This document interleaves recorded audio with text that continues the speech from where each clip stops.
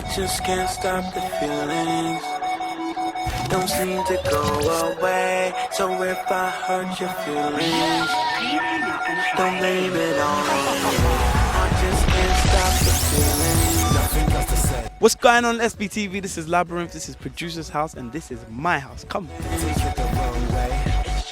This is my little, well, this is what we call the engine room.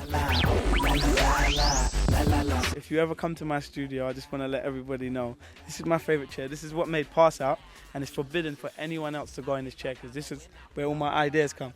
It connects to my my nervous system, and it gives me some extreme ideas. We're in the chocolate factory. There's no chocolate in here. It's only this big. Okay, over here we got my keyboards. I don't always use every one of them, but the ones I mostly use is the Nord lead or its wild sounds. Let me plug this thing in and show you what it can do. It's a very sexy sounding keyboard. I think Massive Attack use it, Prodigy, all the big boys use that keyboard. But it's the old version, don't hate. I just love the sounds of it.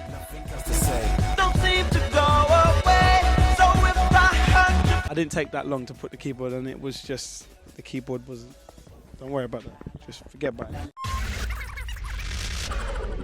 You mentioned Pass Out and Frisky, Yes, madam. but how about before that? I know it was a kind of a different way of working. You were working to briefs, right?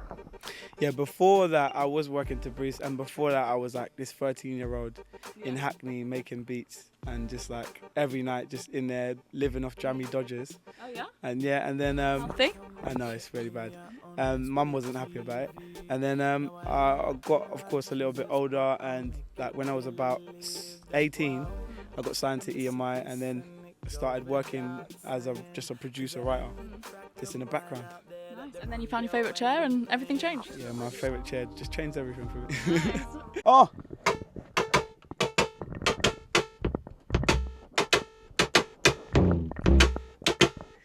Okay! As you can see, it's got some sick ass sounds on it. Let me just go over a little bit.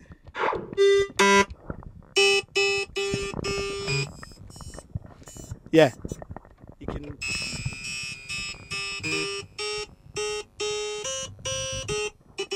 I'm not even going to play about with this anymore. It's a sick keyboard, you know.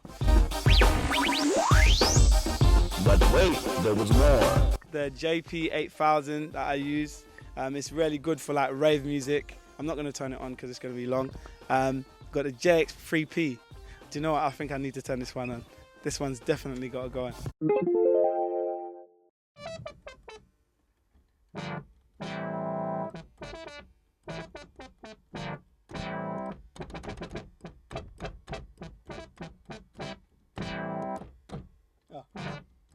I love this keyboard. It's just got them old school dirty 80s sounds. When I want to make a gritty 80s beat or just add a little 80s influence, that's the keyboard for me. And then of course you got the studio. It's a very small studio. Don't watch this. This is just because we've had to move around the studio a little bit. So I'm using this little Motu interface right now. I know it doesn't look like a very expensive studio, but it is. Now I ain't nothing like Jesus. Everybody's working inside the box at the moment, so that's what I do. I just go straight into my computer, and I've got all the sounds and everything that I need, really. Come on out there that the radio ain't. Hello and welcome to Millmark Studios. This is where I work. Stay tuned and don't go anywhere. No, I'm playing. No, cut that out. Cut that shit out. Sky's the limit. Come on, give it to them, Johnny. And do you feel like it's pressure since you've blown up in quite a big way? We always say pressure is a privilege. So I don't feel like it's pressure. I feel like it's more of a thing that just edges me on. It's like, oh, Come on, man. let's make another track. The creative ideas that I have, I want to get them out. And if I don't do that, it makes me feel like I haven't accomplished something. So yeah, I'm always on my case to do that. Yeah. A bit of a perfectionist, it seems, as well. I've got problems, babe. Labrinth and SBTV session. Okay, baby. Close. Just gonna have a sip of my super fruit tea. This is beautiful. I just got this from the restaurant that I invested in. I know, I'm trying to plug. It's called Mosaica. And this tea is the best tea you would ever get in your life. You need to go down to my restaurant. It's sick. It's called Super Fruit. Super fruity, baby. I'm the sickest and it goes without saying, cause I ain't the... Of course, I got all my sounds. I use EX24. Some people think that's a little bit crazy, but it's a sick sampler. It does what I need it to do. So I got my sounds on here. Sounds that you probably wouldn't get on an EX24. Wait, let me just show you. Cameraman, if you'd like to step out the way. Come on, give it to them, Johnny.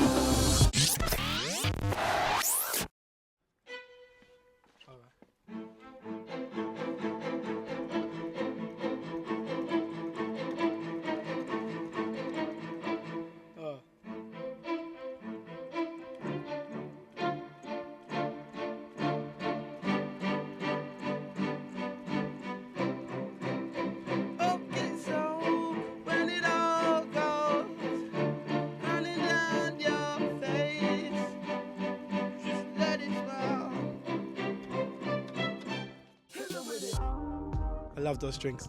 Anyway, yeah, and then I got loads of like other sounds set up in my computer. It's a very simple setup. It's just like me and my manager always say, you know, it's not about the equipment, or it's not about the like how much of expensive equipment you got. It's how you use it. So there's loads of guys that have like extremely expensive equipment. They've got mad amounts of keyboards, and they're just kind of making like these ditzy songs that end up on like, I don't know, what's that thing called on TV where you can make money. You can like call in for £5,000. I know you want to make this cool. It's a simple question, guys. I forgot what it's called anyway. Yeah, Channel 5. Their beats end up on Channel 5 anyway. And that's not a good thing. People think like my thing is very complicated. It's just the way it's just my swagger on the beat. Like, everyone thinks it's complicated how I do my thing, but it's really simple. I've been working on my album like this whole week, and I think I've slept about 3 times. Really? Yeah, properly. Have you ever had a kip here? Yeah, of course. I sleep on. You know, when people come down, I've had Master Shorty, Bluey Robinson, everyone in this room, and like just loads of people, and like I always end up being the last one to go to sleep. Yeah. So I just get the floor. So I have to just lay my head on the floor. So you're all kind of like spooning, having a nice snuggle? No, not so much that. Oh, okay. I got my own little corner by the keyboard. We can only dream what goes down. So this is how it sounds against the metronome. It's kind of tight, but it's not that tight. And then when I quantize it, okay, 2.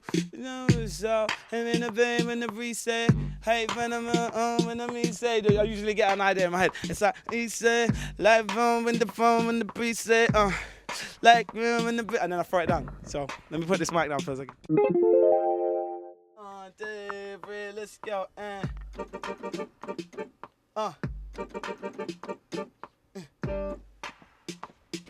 Let's go. Okay. Okay, where is it?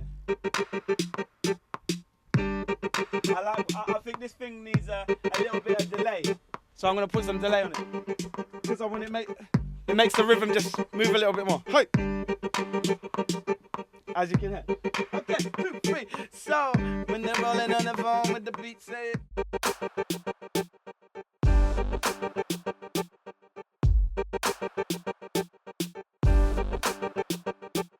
I used to use 2 like tape cassette players, and you could basically record.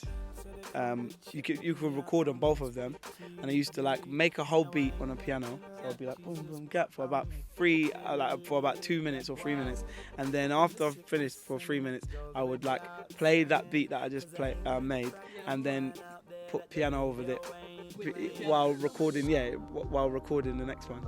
It was a bit of a weird way of making beats, but it works.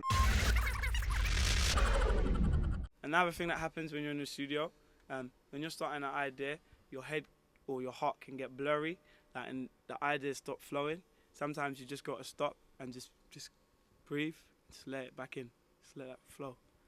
I call it, I don't know, there's like this little antenna in my head that allows ideas to come in, And as soon as it starts blocking up, I just go, okay, let's go. So you follow with the beat, say, say, okay.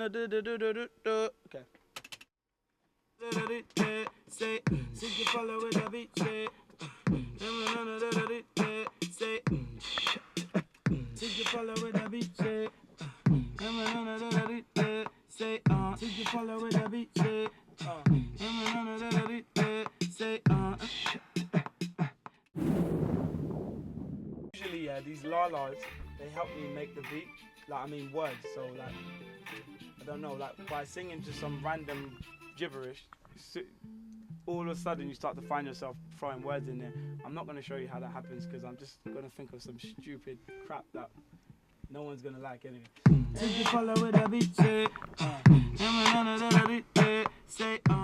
You say that you follow your heart. That's kind of your philosophy in the studio. Is that right? Big time. I think that's what makes like creative that's what makes history.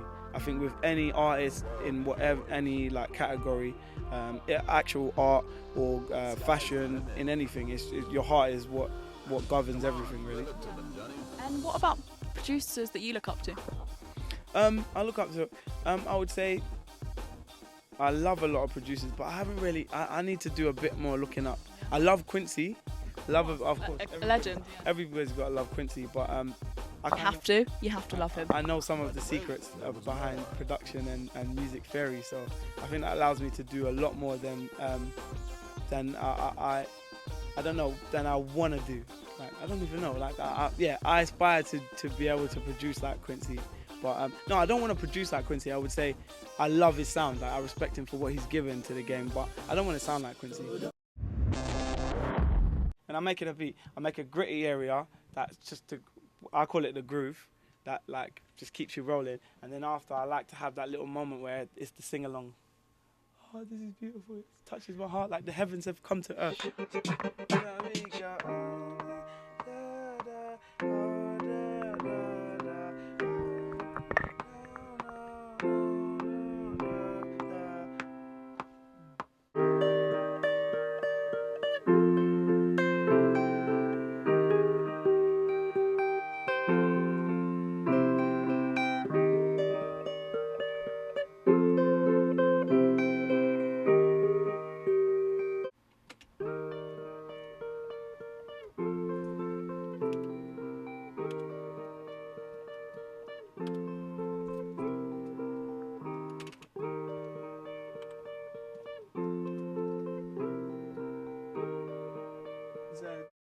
I don't really have a problem with autotune. I know I can sing in tune, but I just like the sound of autotune. And I really want to clear that up because a lot of the media have made a big problem about autotune. It's like, oh my God, she's got autotune on her voice. It's like having like breast implants or something like that. It's nothing like that.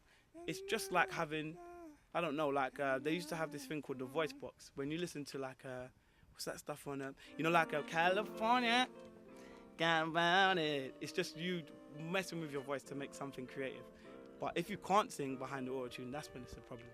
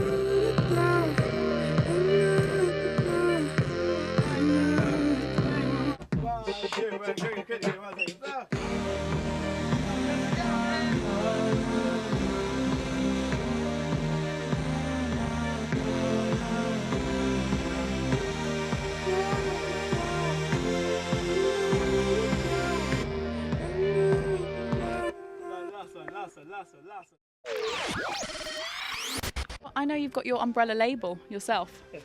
How did that come about? Well, me and my manager just basically said that we feel that, like, when I was 13, I came to my manager and I had the guidance that I needed to get into the business in a comfortable way, instead of having to be this artist that gets pulled into the label and doesn't really know anything about the music business, and then like kind of gets this career that they don't really want and stuff like that. He gave me a very healthy like development, and that's basically what I want to give to other people, instead of them just coming into the industry having this big dream and then kind of it being shattered by them becoming this artist that they never wanted to be. So yeah, Odd Child is the label, and I really do wish, like, I want to make like titles in this country and around the world. So yeah, I think it's gonna do. Well, the idea and the sentiment behind it is definitely important for me anyway. Thank you very much for letting us have a sneaky peek into the behind the scenes of Labrinth's life. Thank you very much for having me. See you next time. So they come to check me out on SBTV. Now I ain't nothing like Jesus, but I'll make you believe that. Wow, I'm the sickest and it goes without saying, 'cause there ain't a track of mine out there that the radio ain't playing. Hit them with it. Sky's the limit. The world is yours. Sky's the limit. Come on, give it to them, Johnny.